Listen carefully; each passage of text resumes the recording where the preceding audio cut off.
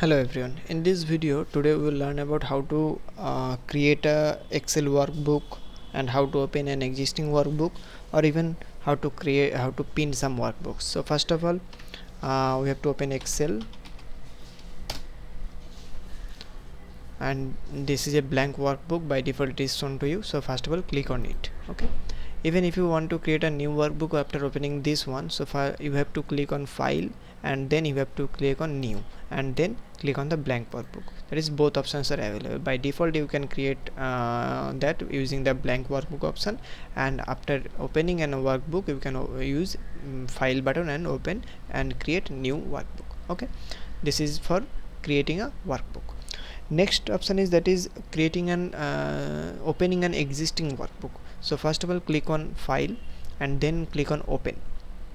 Inside open, there you can use from your OneDrive.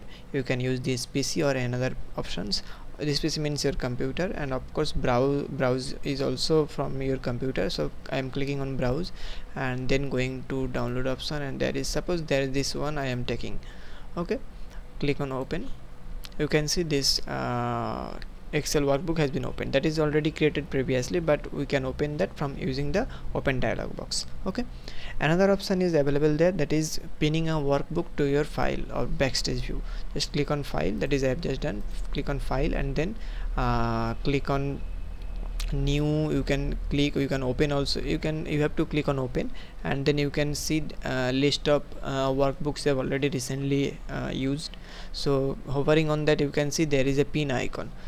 So just click on that. You can see it is been pinned, and after it is been pinned, that is your workbook has been pinned and it will not normally removed.